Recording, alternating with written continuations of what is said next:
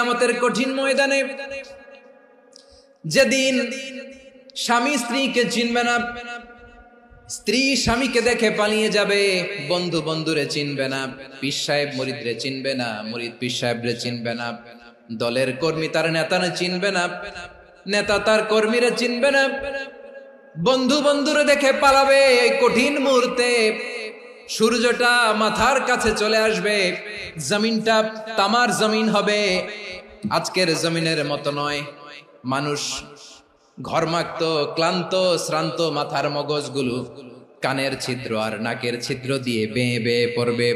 বিশ্বনবী ফরমান, কিয়ামতের ওই কঠিন ময়দানে 7 শ্রেণীর ব্যক্তিকে রব্বুল আলামিন তার আরশের নিচে ছায়া দিবেন।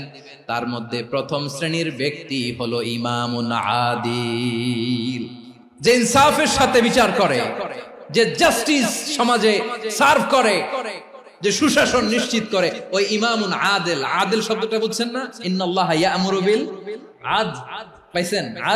আদিল। 7 শ্রেণীর ব্যক্তিকে আল্লাহ তাআলা সুশীতল আরশের নিচে ছায়া দিবেন, যেদিন তার দেয়া ছায়া ছাড়া কোনো ছায়া থাকবে না। এর প্রথম হচ্ছে ইমামুন আদিল, ন্যায়পরায়ণ শাসক। চিল্লায় বলেন সুবহানাল্লাহ। আবার বিশ্বনবী বললেন, ইন্নাল মুকসিতিনা ইনদাল্লাহি আলা মানাবিরা মিন নূর আন ইয়ামিনির রহমান। কিয়ামতের দিন যারা ন্যায়পরায়ণ হিসেবে আল্লাহর সামনে দাঁড়াবে, কিয়ামতের দিন রব্বুল আলামিন তার আরশের ডান দিকে ওই ন্যায়পরায়ণ লোকদের জন্য আরশের ডান দিকে একটা নূরের মিম্বারে তাদেরকে বসার সুযোগ করে দিবে। আল্লাহর আরশের ডান দিকে ন্যায়পরায়ণ লোকদের জন্য আল্লাহ তাআলা নূরের মিম্বার বানাবে। 4টে কেন কথা মনে করেছেন? আল আদাল, জাস্টিস। ইন্নাল্লাহা ইয়া'মুরু বিল আদল। আল্লাহ তাআলা এই আদালতের নির্দেশনা দেন, সুবিচার, সুশাসন। প্রিয় ভাইয়েরা, এটা আমরা বাংলাদেশে চাই কি চাই না? এই যে অরাজকতা, এই যে অন্যায়, এই যে জুলুম, এই যে ইনকনসিস্টেন্সি সমাজের অসঙ্গতির প্রধান কারণ জাস্টিস নাই, সুবিচার নাই, সুশাসন নাই। শেষবারের মতো আওয়াজ করে বলেন তো, আমরা বাংলাদেশে আদল চাই কি চাই না? তাহলে প্রথম নির্দেশনা শেষ। আল্লাহ তাআলা তোমাদেরকে আদলের আদেশ দেন। এরপরে আল্লাহ বললেন, আমি তোমাদেরকে ইহসানের আদেশ দেই। ইন্নাল্লাহা ইয়া'মুরু বিল আদলি ওয়াল ইহসান। আমি তোমাদেরকে যেমনি আদলের নির্দেশনা দেই, তেমনি ভাবে তোমাদেরকে ইহসানের নির্দেশনা দেই। ইহসান, আওয়াজ করে সবাই বলেন তো ইহসান। ইহসান মানে কারো প্রতি সফট হার্টেড হওয়া, মহানুভব হওয়া, অনুগ্রহ পরায়ণ হওয়া, অনুগ্রহশীল হওয়া, একে অপরের প্রতি দয়াদ্র হওয়া। একে অপরের প্রতি দয়াদ্র, অনুগ্রহশীল হওয়া ছাড়া মানবিক সমাজ কশিনকালেও গঠন করা সম্ভব না।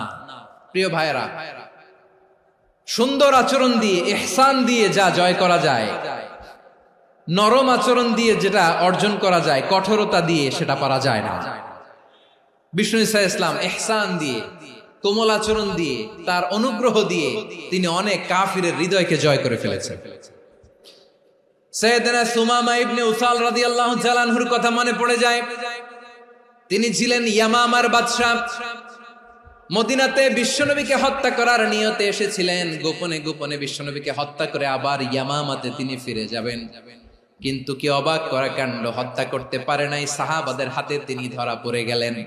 সাইয়েদনা সুমামা ইবনে উসাল রাদিয়াল্লাহু তাআলা আনহু হত্যার নিয়তে আসলেন, কিন্তু হত্যা করতে পারলেন না। সাহাবারা ওনাকে ধরে ফেললেন, ধরে মসজিদে নববীর পিলারের মধ্যে বেঁধে রাখলেন।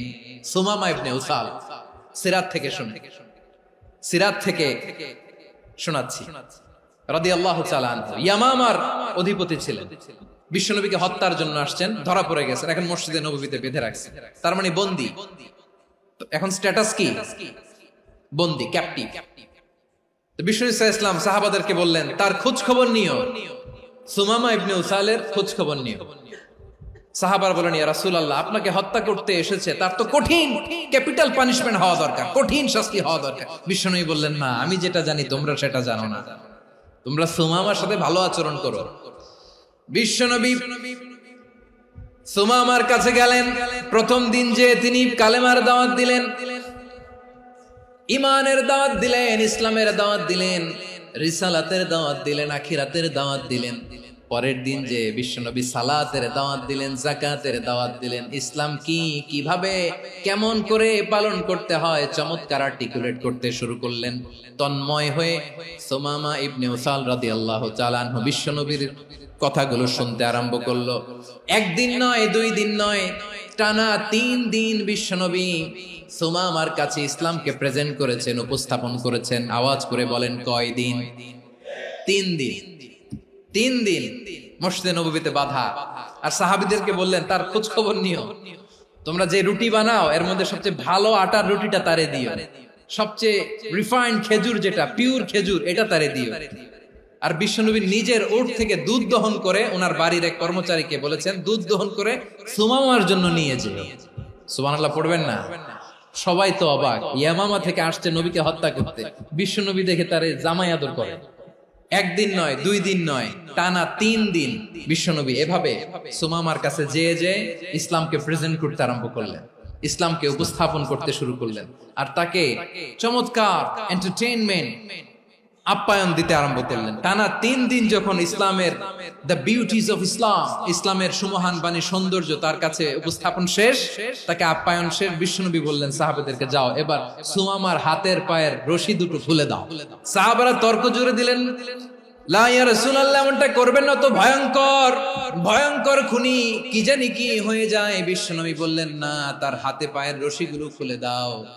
সাহাবারা বিশ্বনবীর কথা মতো তার হাতে পায়ের রশিগুলো খুলে দিল। সুমামা মুহূর্তের মধ্যে মসজিদে নববী থেকে বের হয়, ইয়ামামায় ফিরে না যে মসজিদে নববীর পাশে একটা খেজুর বাগান ছিল, সেখানে চলে গেলেন। সেখানে একটা ছোট্ট কুয়া ছিল, কুয়ার পানি দিয়ে তিনি গোসল করলেন। সুবহানাল্লাহ পড়েন।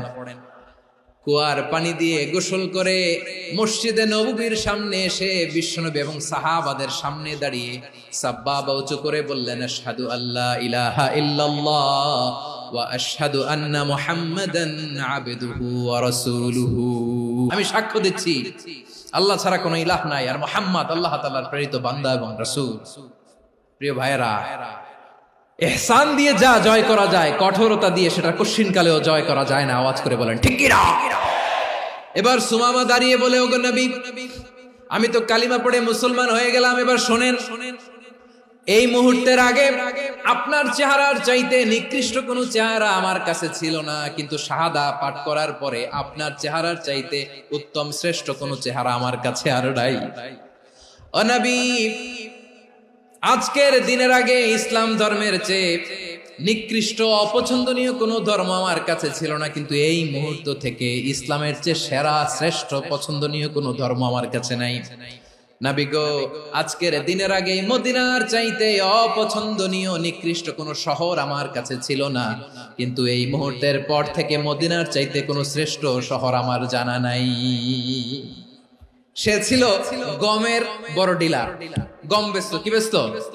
তার গম কিনে মক্কার লোকেরা রুটি খাইতো। সে ঘোষণা দিল, আজকে থেকে মক্কাবাসীদের জন্য সব গম আমি হারাম করে দিলাম, মক্কাবাসী এখন না খেয়ে মরে। সুবহানাল্লাহ পড়বেন না? মক্কাবাসী বিশ্বনবীর কাছে আসলেন, এসে বললেন, মুহাম্মদ, আমরা তো তোমার ভাই, তোমার চাচা, তোমার ভাতিজা, তোমার আত্মীয়, তুমি সুমামারে বলো সে যেন আবার গমের সাপ্লাই মক্কার জন্য অনুমতি দিয়ে দেয়। বিশ্বনবীর অনুমতি ক্রমে সুমামা আবার মক্কাতে গম পাঠাতে শুরু করলো। পড়েন সুবহানাল্লাহ। ইহসান, ইহসান দিয়ে আপনি যেটা জয় করতে পারবেন, you can win the heart of your enemies. ইহসান দিয়ে আপনি আপনার শত্রুর হৃদয়কে জয় করতে পারবেন। এজন্য আল্লাহ বললেন, ওয়া আনফিকু ফি সাবিলিল্লাহি ওয়া লা তুলকু বিআইদিকুম ইলাত তাহলুকা ওয়া আহসিনু ইন্নাল্লাহা ইউহিব্বুল মুহসিনিন। তোমরা আল্লাহর রাস্তায় দান করবে আর নিজেরা নিজেদেরকে ধ্বংসের হাতে ঠেলে দিও না। তোমরা একে অপরের প্রতি ইহসান করবে, কারণ ইহসানকারীদেরকে আল্লাহ বড় ভালোবাসেন। সুবহানাল্লাহ পড়েন। আবার সূরা রহমানে আল্লাহ বললেন, হাল জাযাউল ইহসানি ইল্লাল ইহসান ফাবিআইয়ি আলা, সবাই পড়েন, ফাবিআইয়ি আলাই রাব্বিকুমা তুকাযযিবান। ইহসানের প্রতিদান হিসেবে ইহসানি হয়। বিশ্বনবী সুমামার প্রতি যেমন ইহসান করেছেন, সুমামাও ঠিক তেমন ইহসান ফিরিয়ে দিয়েছে। ঠিক কিনা বলেন? তাহলে 1 নম্বরে হচ্ছে আদ, ন্যায় বিচার। 2 নম্বরে সবাই বলেন ইহসান, সদাচরণ। ইহসান 2 ধরনের প্রিয় ভাইরা, ইহসান ফিল ইবাদা, ইহসান ফিল মুআমালা। ইহসান ফিল ইবাদা হচ্ছে একাগ্র অনুভবে ইবাদতে ডুব দেওয়া, এর নাম ইবাদতের ইহসান। সুবহানাল্লাহ পড়ুন। বিশ্বনবী বলেন ইহসান মানে কি জানো নাকি? হাদিসে জিবরিলে সাইয়েদনা জিবরিল আলাইহিস সালাম বিশ্বনবীকে বললেন আখবিরনি আনিল ইহসান। নবী আমাদেরকে বলেন ইহসান মানে কি? বিশ্বনবী বললেন আনতা আবুদাল্লাহা কাআন্নাকা তারাহু ফাইন লাম তাকুন তারাহু ফাইন্নাহু ইয়ারাক। ইহসান মানে হলো এমন ভাবে তুমি আল্লাহর সামনে নিজেকে উজাড় করে ইবাদত করবে, তুমি ভাববে তুমি আল্লাহকে দেখতে পাচ্ছ। আর এটা যদি ভাবা তোমার জন্য কঠিন হয়ে যায়, অন্তত এতটুকু তুমি ভাববা যে আল্লাহ তোমাকে দেখতে পাচ্ছেন। ঠিক কিনা বলেন? ও আমার বীর চট্টলার ভাইয়েরা, কেউ যেটা দেখে না সেটা দেখে কে? এই বিশ্বাস হৃদয়ের মধ্যে আছে? নামাজে যখন দাঁড়ান এই ফিলিংসটা আনা যাবে? এসা পর্যন্ত যে আমরা হায়াত পাবো কোনো গ্যারান্টি আছে? সবাই আওয়াজ করে বলেন গ্যারান্টি আছে? গ্যারান্টি নাই। এজন্য বিষ্ণু ইসলাম বলেছে এমন ভাবে নামাজে দাঁড়াও, ইবাদত করো, মনে করো হতে পারে এটাই আমার জীবনের শেষ নামাজ। Perform the salah as if this is your last and final prayer. এমন ভাবে সালাতে দাঁড়াও, ভাবো হতে পারে এটাই তোমার জীবনের শেষ নামাজ। এমন ভাবে নামাজে দাঁড়াও, ভাবো এটাই শেষ নামাজ। তাহলে নামাজে একাগ্রতা বাড়ায় দিবে কে? ফলে ইবাদতের ইহসান আমাদের অর্জিত হবে।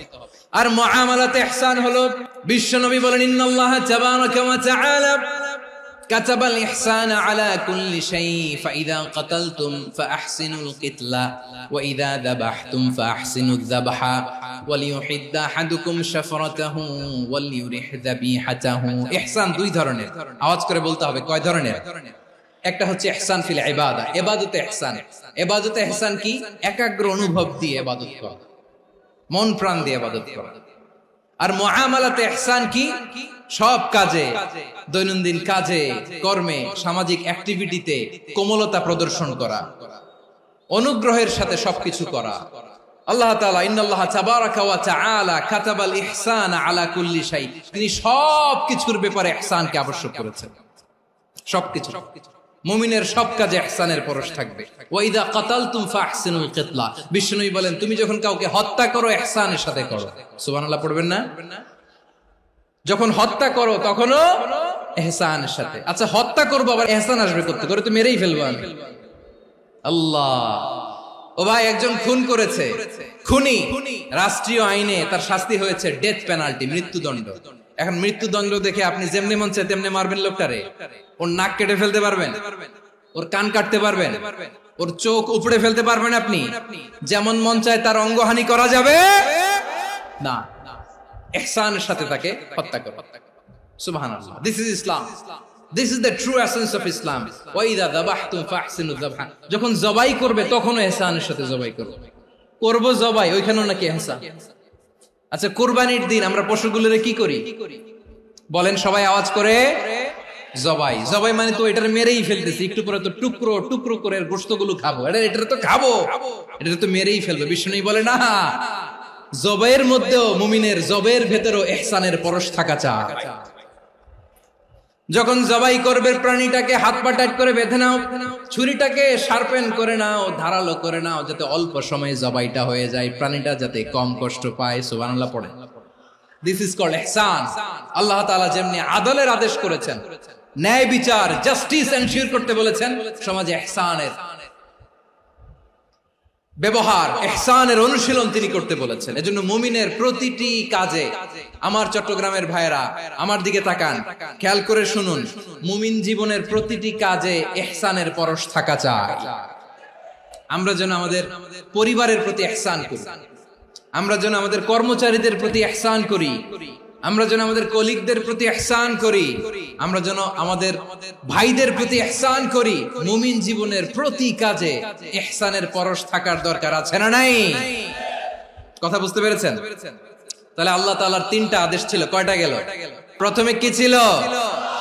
আদল। 2 নম্বরে তিন নম্বরে রব্বুল আলামিন বললেন ওয়া ইতাইদিল কুরবা, নিকটাত্মীয়দেরকে দান করো, নিকট আত্মীয়দেরকে দাও, যারা তোমাদের ব্লাড কানেকশনের আত্মীয় তাদেরকে তোমরা দাও। এখানে জেনারেলি বললেন দাও, কি দিব সেটা তিনি এখানে বলেন নাই, সেটা তিনি সূরাতুল ইসরার মধ্যে বলেছেন। আল্লাহ বলেন ওয়া আতিযাল কুরবা হাক্কাহ, নিকট আত্মীয়দেরকে তাদের অধিকার, তাদের প্রাপ্য তোমরা বুঝিয়ে দাও। দেখেন, একটা শান্তির সমাজ, একটা সমৃদ্ধ সমাজ, একটা মানবিক সমাজ গঠনের জন্য আল্লাহ তাআলা বেশি না মাত্র তিনটা অর্ডার, তিনটা ভার্ডিক্ট তিনি জারি করেছেন। এক নাম্বার সুশাসন, ন্যায় বিচার। দুই নাম্বার ইহসান। তিন নাম্বার নিকটাত্মীয়, যারা কাছের, তোমার ভেরি ক্লোজ রিলেশনশিপে আছে, তাদেরকে দাও। দাও, দিলে বাড়িয়ে দেয় কে?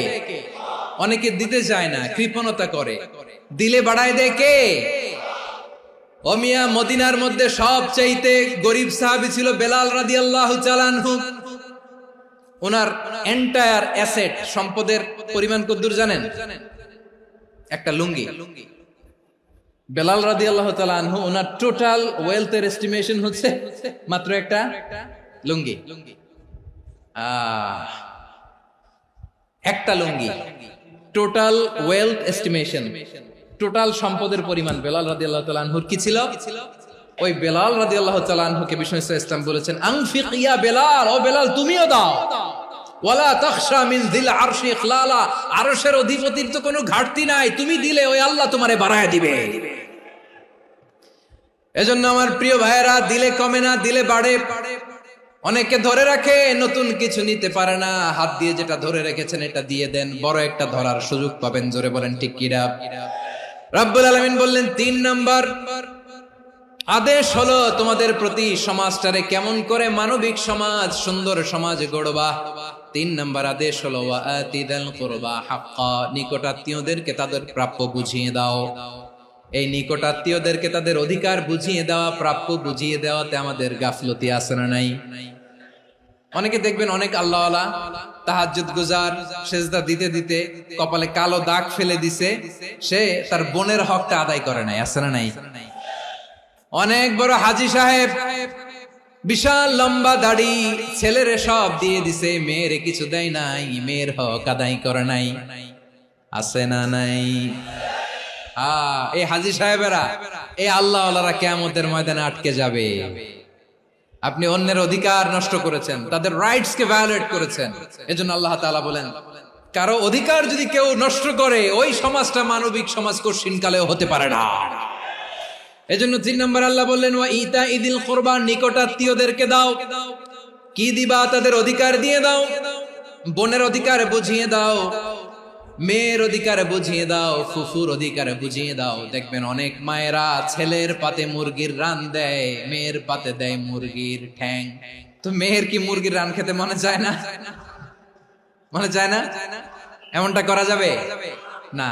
নিকটাত্মীয়দেরকে অধিকার দিয়ে দাও, নিকটাত্মীয়ের সাথে সুসম্পর্ক রাখো। আদেশটা কার? এজন্য প্রিয় ভাইয়েরা, জীবনে যদি বারাকা অর্জন করতে চান, নিকটাত্মীয়দের সাথে সুসম্পর্ক রাখতে হবে, তাদের জন্য উপহার পাঠাতে হবে। বিশ্বনবী বলেন লা ইয়াদখুলুল জান্নাতা কাতে, যে ব্যক্তি আত্মীয়তার সম্পর্ককে ছিন্ন করে দেয়, সে কঠিন কালেও আল্লাহর জান্নাতে ঢুকবে না। আপনি কি এটারে সহজ হাদিস মনে করছেন? এটা সহজ কথা?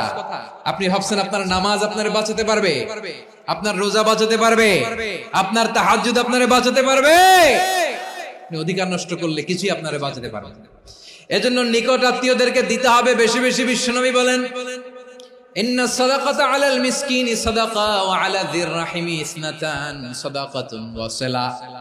মিসকিন রে দান করলে শুধু দানের সওয়াব হয়, নিকট আত্মীয়কে দান করলে দুইটার সওয়াব হয়, সাদাকার সওয়াব হয়, আবার আত্মীয়তার বন্ধন অটুট রাখার সওয়াব হয়ে যায়। আবার বিশ্বনবী বললেন মান সাররাহু আইয়ুবসাতা লাহু ফি রিজকিহি ওয়া ইনসালাহু ফি আসারিহি ফালইয়াসিল রাহিমা। যে ব্যক্তি তার রিজিকের প্রশস্ততা চায় আর হায়াতে বরকত চায়, সে যেন তার আত্মীয়ের সাথে সুসম্পর্ক রাখে। আমার প্রিয় চট্টলার ভাইয়েরা, আমাদের রিজিক বাড়ুক, এটা আমরা চাই কি চাই না? সবাই চান? হ্যাঁ, আমাদের রিজিকে প্রশস্ততা আসুক, চাই কি চাই না?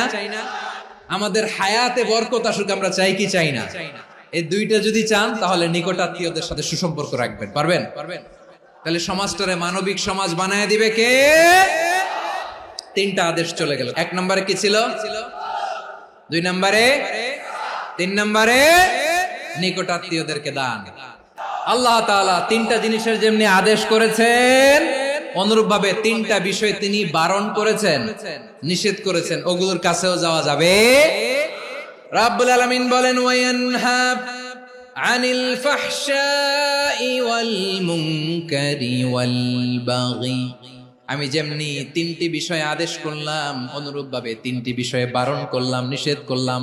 আমার 1 নাম্বার নিষেধাজ্ঞা হলো অশ্লীলতার প্রতি। ফাহশা, ওয়ায়ানহা আনিল ফাহশা, আল্লাহ তাআলা অশ্লীলতাকে নিষেধ করেছেন। কোন জিনিসকে? সবাই বলুন, কোন জিনিসকে?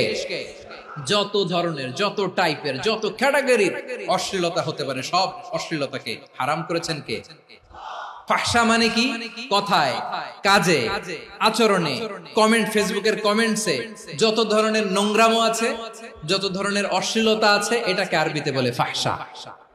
রাব্বুল আলামিন বলেন, কুল ইন্নামা حرم ربي الفواحش ما ظهر منها وما بطن।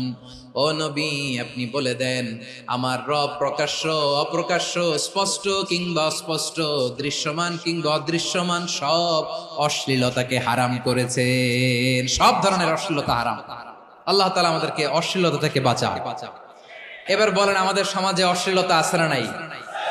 অশ্লীলতা নানা ভাবে, নানা নামে, নানা মোড়কে আমাদের সমাজে আছে না নাই? সংস্কৃতির নামে, ফ্যাশনের নামে, বিনোদনের নামে, উপন্যাসের নামে, কনসার্টের নামে অশ্লীলতা আছে না নাই? আপনি দেখেছেন কনসার্ট গুলোর অবস্থা? আমাদের তরুণ তরুণীরা, আমাদের যুবক যুবতীরা, আমাদের জেনজিরা, কি অবস্থা ওইখানে? কনসার্টের নামে অশ্লীলতা আছে না নাই? ছেলে মেয়ে একে অপরকে জড়ায় ধরতেছে, একে অপরকে চুমু খাচ্ছে, প্রকাশ্যে, দিবালোকে, গণমানুষের সামনে। আল্লাহ তাআলা এই অশ্লীলতা থেকে আমাদেরকে বেঁচে থাকতে বলেছেন। রূপালী জগতের নামে অশ্লীলতা আছে না নাই? এই টার্মটা আপনারা জানেন না? রূপালী জগৎ কি জগৎ? আসলে কি রূপালী জগৎ না অন্ধকার জগৎ? আমার বোনেরা, আপনাদেরকে যে কি বলে তারা বুঝায়, রূপালী জগৎ শুনেই আপনি ভরকে যাবেন না। রূপালী জগতে যে নারী যত বেশি উলঙ্গ, সে নাকি তত বেশি সাহসী। জানেন? বলে এটা একটা সাহসী নারী, খুব সাহসী পদক্ষেপ তার। যত বেশি শরীর থেকে কাপড় নামাতে পারবে, যত বেশি বস্ত্রহীন হয়ে নিজেকে প্রেজেন্ট করতে পারবে, সে নাকি তত বেশি সাহসী। আমার চট্টলার ভাইয়েরা, শয়তানের প্রথমে এজেন্ডা ছিল বনি আদমকে বস্ত্রহীন করা। সে আদম এবং হাওয়া আলাইহিস সালামকে নিষিদ্ধ গাছের ফল খাইয়ে তাদেরকে বস্ত্রহীন করেছে। এই জামিনেও সে আমাদেরকে বস্ত্রহীন করতে চাইবে। এই রূপালী জগতের নামে তারা এটা করে। আমার প্রিয় বোনেরা, আপনি জানেন না আপনার দাম কত? ওরা আপনাদেরকে বিজ্ঞাপনের সস্তা পণ্য বানাতে চায়। ওরা আপনাদেরকে ওদের ভোগের লিপসার টুলস বানাতে চায়। ওরা আপনাদেরকে দিয়ে ওদের খায়েশ পূরণ করতে চায়। এটা আপনাদের জন্য মোটেও ডিগনিটি নয়, এটা আপনাদের জন্য সম্মান নয়। আপনার সম্মান শালীনতায়, আপনার সম্মান হেজাবে, আপনার সম্মান ভদ্রতায়, আপনার সম্মান আপনার ডিসেন্ট পোশাকে। পোশাক বলে দেয় এই নারীটা ভদ্র না অভদ্র। পোশাক বলে দেয় এই মেয়েটা কোন ঘরের মেয়ে। আপনি জানেন না? আপনার সস্তা পণ্য বানায়, ভোগের পণ্য, বিলবোর্ডে আপনাকে উলঙ্গ করে উপস্থাপন করে। এই অশ্লীলতার সাথে ইসলামের কোন সম্পর্ক? এজন্য আল্লাহ বলেন, আমি অশ্লীলতাকে হারাম করেছি। অশ্লীলতাকে হারাম করার প্রথম কারণ হলো এর মাধ্যমে মানবতাকে অপমানিত করা হয়। কারণ মানুষের সম্মান মানুষের পোশাকে। মানুষ যখন পোশাকহীন হয়ে যায়, বস্ত্রহীন হয়ে যায়, তার সম্মান কমে যায়। ঠিক কিনা? অশ্লীলতাকে হারাম করার প্রথম কারণ হচ্ছে মানুষ মানুষকে অপমান করে। একটা নারী, সে তো সম্মানিত, নারী যে কত সম্মানিত নারীরা এটা বুঝেই নাই। বিশ্বনবী বলেন আদ-দুনিয়া কুল্লুহা মাতা ওয়া খায়রু মাতা'আদ দুনিয়া আল মারআতুস সালিহা। আমার বোনেরা, 5টা প্যান্ডেলে আপনারা এলইডিতে আমার আলোচনা শুনছেন, আমি জানি। আপনাদের এই গর্ভ যে কত দামি আপনি জানেন না। আপনার পেট থেকেই আসবে আগামী দিনের সালাহুদ্দিন আল আইয়ুবী। আপনার পেট থেকেই আসবে অনাগত দিনের ইমাম মাহদী আল মুনতাযর। আপনার পেট থেকেই আসবে অনাগত দিনের ফয়সাল, ওয়াসিম, মুগ্ধ, আবু সাইদের মতো বীর যোদ্ধা। আমার প্রিয় বোনেরা, আমার প্রিয় বোনেরা, বিশ্বনবীর কথার ওজন খেয়াল করেন। আদ-দুনিয়া কুল্লুহা মাতা ওয়া খায়রু মাতা'আদ দুনিয়া আল মারআতুস সালিহা। দুনিয়ার সবকিছুই অ্যাসেট, এর মধ্যে সবচেয়ে দামি অ্যাসেট নেককার নারী। আপনার গর্ভ যে কত দামি আপনি জানেন না। নিজের সময়টাকে কাজে লাগান, কোরআন পড়েন, সুন্নাহ পড়েন। আপনার অনেক দায়িত্ব ঘরে। You are the MD of your family. একটা family it's a very big institution. পরিবার একটা অনেক বড় প্রতিষ্ঠান। And you are the MD of your institution. আপনি এই পরিবারের MD, managing director of your family. এখানে আপনার কত দায়িত্ব। আপনি ছেলে মেয়েদেরকে তারবিয়া করবেন, আপনি আপনার স্বামীর জন্য ঘরটারে জান্নাতের নীর বানাবেন, আপনার জন্য জান্নাতের ডুপ্লেক্স বাড়ি ওইখানে তৈরি করে রাখবে কে? আপনি যে কত দামি আপনি জানেন না। নারীদেরকে আল্লাহ বানিয়েছেন উচ্চতর করে, নিম্নতর নয়। নারীদেরকে ছোট্ট জিনিস দিলে এটারে বড় করে দেয়। নারীদেরকে ভ্রূণ দিলে, শুক্রাণু দিলে নারী এটারে বাচ্চা হিসেবে উপহার দেয়, ঠিক কিনা? বিয়ের মাধ্যমে স্বামী যখন তার শুক্রাণু তার স্ত্রীকে উপহার দেয়, স্ত্রী রিটার্নে কি উপহার দেয়? ফুল ফর্ম বেবি, মানব সন্তান। দেখছেন, আপনি দিলেন একটুকুনি, দিছে বিশাল। আপনি যদি নারীকে বাজার এনে দেন, নারী এটাকে সুস্বাদু খাবারে রূপান্তর করে দেয়। আপনি তাকে একটা মুচকি হাসি দিয়ে দেন, সে তার কলিজা দিয়ে দেয়। কিন্তু যদি আপনি তার মনে কষ্ট দেন, সে আপনার জীবনকে জাহান্নাম বানায়া দেয়। নারীর মন বুঝতে পারলে নেয়ামত, বুঝতে না পারলে কিয়ামত। আমার প্রিয় বোনেরা, আপনি যে কত দামি আপনি জানেন না। অনেক দামি আপনি। আপনাদেরকে যেন ভোগের সস্তা পণ্য বানাতে না পারে, আপনাদেরকে সচেতন থাকতে হবে। তাহলে কেন আল্লাহ তাআলা এই ফাহশা, অশ্লীলতাকে হারাম করলেন? 1 নাম্বার, এতে হিউম্যান ডিগনিটি কমে। 2 নাম্বার, এতে মানুষের অধিকার নষ্ট হয়। আপনি বিয়ে করেছেন, এরে পরকিয়া করেন, ওর সাথে এরকম আছে না নাই? স্ত্রীর অধিকার নষ্ট করেছেন। আপনি বিবাহ সম্পর্কে আবদ্ধ হয়েছেন তার সাথে, আপনি পরকিয়া করেন ওই ছেলের সাথে, আপনি আপনার হাজবেন্ডের সাথে বিট্রে করেছেন। এজন্য আল্লাহ অশ্লীলতাকে হারাম করেছেন। অশ্লীলতাকে হারাম করার আরেকটা কারণ হচ্ছে আল্লাহ তাআলা এই হিউম্যান জেনারেশনকে এটাকে প্রিজার্ভ করতে চায়। হিফজুন নাসল, এটা মাকাসিদুশ শরিয়ার অনেক গুরুত্বপূর্ণ একটা মাকাসিদ, অনেক গুরুত্বপূর্ণ। আপনার নাসল, আপনার জেনারেশনকে সংরক্ষণ করা। এই যে আসতেছে ফেব্রুয়ারি, কত ফেব্রুয়ারি জানো? এটা কি বিশ্ব ভালোবাসা দিবস? হ্যাঁ, কি দিবস? এই বিশ্ব ভালোবাসা দিবসের সাথে মুসলমানদের কোনো সম্পর্ক নাই। আমার প্রিয় ভাইরা, এই যে আপনি অবৈধ সম্পর্কে জড়ালেন, কেন আল্লাহ অশ্লীলতাকে হারাম করেছে দেখেন। বলতেছিলাম যে এটা আপনার নাসল, আপনার জেনারেশন, আপনার লিনিয়েজ, আপনার বংশকে প্রিজার্ভ করা। কে কার বাবা, কে কার মা, বাবা মা জানা, প্রজন্মকে প্রিজার্ভ করা, এটা ইসলাম ওয়াজিব করে দিয়েছে। এই যে অবৈধ সম্পর্কের কারণে, বিশ্ব বেহায়া দিবসের কারণে, এগুলোর আউটকাম, আউটপুট হিসেবে মাঝে মাঝে এই ঢাকা মেডিকেলের ডাস্টবিনে নবজাতকের বাচ্চার কান্নার আওয়াজ শুনতে পাওয়া যায়। চট্টগ্রাম মেডিকেলের ডাস্টবিনে নবজাতকের কান্না শুনতে পাওয়া যায়। বীর চট্টলার মুসলমানেরা বুঝতে পারলে আওয়াজ করে বলেন, এই যে চট্টগ্রাম মেডিকেলে যে নবজাতকটা পাওয়া গেল, ওর বাবাকে আমাকে বলেন, ওর মাকে, ও কোন ফ্যামিলির সন্তান কেউ জানে? আপনি হিউম্যান ডিগনিটিকে অপমান করেছেন না? আপনি তার ভবিষ্যৎকে অন্ধকার করেছেন না?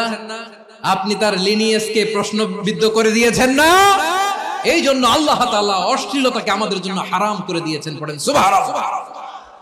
এই জন্য রাব্বুল আলামিন বলেন, কুল ইন্নামা হারামা রাব্বিয়াল ফাওয়াহিশা মা যাহারা মিনহা ওয়া মা বাতান। প্রকাশ্য অপ্রকাশ্য সব অশ্লীলতাকে হারাম ঘোষণা করে দিয়েছে কে? আবার দুনিয়ার বুকে যারা অশ্লীলতার প্রসার করে তাদের জন্য শাস্তি মজুদ রেখেছে কে? রব্বুল আলামিন বলেন ইন্নাল্লাযীনা ইউহিব্বুনা আন তাশিআল ফাহিশাতু ফিল্লাযীনা আমানু লাহুম আযাবুন আলীমুন ফিদ দুনিয়া ওয়াল আখিরাতি ওয়াল্লাহু ইয়ালামু ওয়া আনতুম লা তা'লামুন। নিশ্চয়ই যারা বিশ্বাসীদের মাঝে অশ্লীলতার প্রচার প্রসার করতে চায় তাদের জন্য আমি মর্মন্তুদ শাস্তি প্রস্তুত করে রেখেছি, দুনিয়াতেও রেখেছি, আখিরাতেও রেখেছি। ঘোষণাটা কার? যারা এই নাটকের নামে, সিনেমার নামে, রূপালী জগতের নামে, মুভির নামে, ওটিটি প্ল্যাটফর্মের নামে আমার সমাজে অশ্লীলতা ছড়াতে চায় তাদের জন্য কঠিন মর্মন্তুদ শাস্তি মজুদ রেখে দিয়েছে কে? ও আমার বোনেরা, এখনো আপনি জাগবেন না? এখনো আপনার চিন্তার দুয়ারে এখনো নাড়া পড়ে নাই? ওরা আপনাকে উলঙ্গ বানাতে চায়, ওরা আপনাকে আইটেম গার্ল বানাতে চায়। এজন্য ইসলাম অশ্লীলতাকে হারাম করেছে। হারাম। ইসলাম বলেছে যোজন যোজন দূরে থাকো, ওরা বলে না কাছে আসো, কাছে আসার গল্প, ক্লোজ আপ ওয়ান, কাছে আসার গল্প আছে না নাই? তাহলে অশ্লীলতার সাথে আমাদের কোনো সম্পর্ক? সবাই বলতে পারেননি, আওয়াজ করে বলুন, অশ্লীলতার সাথে আমাদের কোনো সম্পর্ক? আমরা এই সমস্ত ক্লোজ আপ ওয়ান, কাছে আসার গল্পের প্রোগ্রামে যাব? আমরা কোন ধরনের অশ্লীল কন্টেন্ট সোশ্যাল মিডিয়ায়, টিভিতে দেখব? কি যুগ যে আমরা কাটাচ্ছি আপনি কল্পনা করতে পারবেন না। পর্ন ইন্ডাস্ট্রি, নারী পুরুষের বস্ত্রহীন যুগল দৃশ্য, এটাকে দিয়ে ওরা কোটি ডলারের ইন্ডাস্ট্রি বানিয়েছে। পুরো মানব ইতিহাসে এরকম জঘন্য সময় মানব ইতিহাস পার করে নাই। পর্ন এটা ইন্ডাস্ট্রি হয়ে গেছে। আমাদের এই যুবকগুলো, জেনজি গুলো, ওদের চরিত্র বাঁচাবে কি করে? কেমন করে হেফাজত করবে ওদের এই মূল্যবান চরিত্র? আমার প্রিয় ভাইরা, এই অশ্লীলতার দ্য লেটেস্ট ভার্সন হচ্ছে LGBTQ, শরীফ থেকে শরীফা। শুনছেন আপনারা? দেখতে পুরুষ, আসলেই পুরুষ, সুস্থ একজন পুরুষ, 4 সন্তানের বাবা, বলে আমি মনে মনে নারী। দেখতে নারী, সুস্থ নারী, আসলেই সে দিব্যি একজন নারী, বলে আমি মনে মনে পুরুষ। সবচেয়ে ভয়ঙ্কর অশ্লীলতার সবচাইতে লেটেস্ট ভার্সন হচ্ছে এই ট্রান্সজেন্ডারিজম। সুস্থ পুরুষ তার বায়োলজিক্যাল গ্রোথকে হরমোন দিয়ে স্টপ করে দিয়ে সে সার্জারি করে নারী হতে চায়। সুস্থ নারী পুরুষ হতে চায়। পুরুষ পুরুষের প্রতি সেক্সুয়ালি আকর্ষণ বোধ করে। এটা লূত আলাইহিস সালামের কওমের মধ্যে ছিল। এটাকে আল্লাহ কোরআনে ফাহিশা বলেছেন। وَلُوطًا إِذْ قَالَ لِقَوْمِهِ أَتَأْتُونَ الْفَاحِشَةَ مَا سَبَقَكُمْ بِهَا مِنْ أَحَدٍ مِّنَ الْعَالَمِينَ।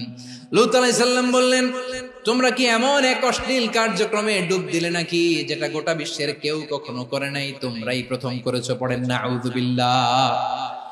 এই পশ্চিমের এই রোগ আমার দেশে যেন আসতে না পারে, আমাদের সজাগ থাকতে হবে। প্রিয় ভাইরা, চিল্লায় বলেন ঠিক কি না?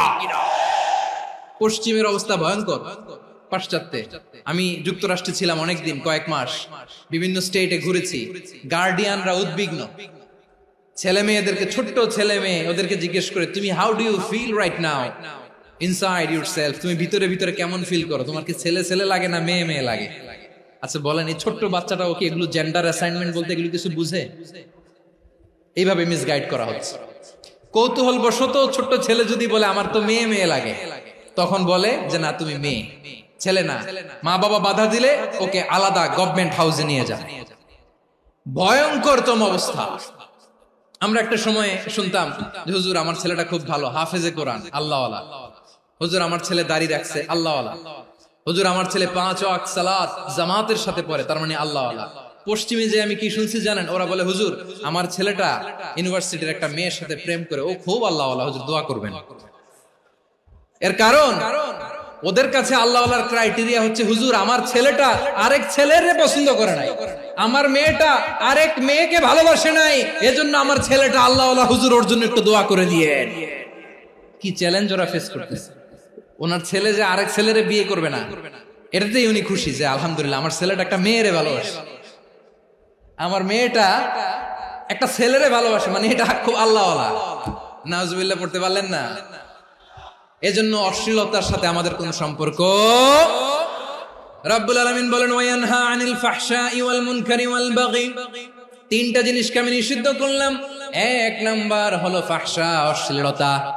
দুই নম্বরে হলো মুনকার, সমস্ত মন্দ কাজ। মুনকার মানে হচ্ছে যত মন্দ কাজ, খারাপ কাজ, বাজে কাজ, এটার বলে মুনকার। এটার কি বলে? আপনারা পড়ছেন না, তা'মুরুনা বিল মা'রুফি ওয়া তানহাউনা আনিল মুনকার। সৎ কাজের আদেশ, অসৎ কাজের নিষেধ।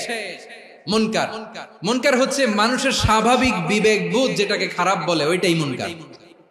পৃথিবীর সব আসমানি গ্রন্থ যেটাকে খারাপ বলেছে, মানুষের স্বাভাবিক বিবেকবোধ যেটাকে খারাপ বলেছে, এগুলো সব মুনকার। যেমন ইফতিজিং, এটা কি ভালো না খারাপ? মজুদদারি, খাদ্যে ভেজাল দেওয়া, ওজনে কম দেওয়া, মাছে ফরমালিন মিশানো, চাঁদাবাজি, টেন্ডারবাজি, দখলবাজি, এগুলো আমাদের স্বাভাবিক বিবেকেই বলে এগুলো খারাপ, এগুলো হচ্ছে মুনকার। আল্লাহ তাআলা এই মুনকার থেকে আমাদেরকে বেঁচে থাকতে বলেন, আর শয়তান এই মুনকারের প্রতি আমাদেরকে উদ্বুদ্ধ করে। আল্লাহ তাআলা বললেন, ইয়া আইয়ুহাল্লাযীনা আমানু লা তাত্তাবিউ খুতুওয়াতিশ শাইতান ওয়া মান ইয়াত্তাবি' খুতুওয়াতিশ শাইতানি ফাইন্নাহু ইয়া'মুরু বিল ফাহশাই ওয়াল মুনকার। আল্লাহ বললেন, আমার গোলামেরা শোনো শোনো, ও আমার বিশ্বাসী বান্দারা খবরদার, তোমরা কশিনকালেও শয়তানের পদাঙ্ক অনুসরণ করবে না, কারণ শয়তান তোমাদেরকে অশ্লীলতা এবং মন্দ কাজের দিকে উদ্বুদ্ধ করে। আমাদের কাজ হচ্ছে শয়তান আমাদেরকে যেদিকে নিতে চায় আমরা তার উল্টা দিকে যাব। শয়তান এই মন্দ কাজকে আমাদের কাছে বিউটিফাই করে, চাকচিক্যময় করে আমাদের সামনে উপস্থাপন করে। এজন্য আল্লাহ বলেন মুনকারকে থামাতে হবে, মুনকার প্রতিরোধ করতে হবে। মুনকার প্রতিরোধের দায়িত্ব শুধু আমাদের নাকি? শুধু আপনার খতিব সাহেবের, ইমাম সাহেবের, নাকি মুসলিম উম্মার সবার? আওয়াজ করে বলুন, মুনকার অসৎ কাজ প্রতিরোধের দায়িত্ব কার? রাব্বুল আলামিন বলেন, কুনতুম খায়রা উম্মাতিন উখরিজাত লিন-নাসি তা'মুরুনা বিল মা'রুফি ওয়া তানহাউনা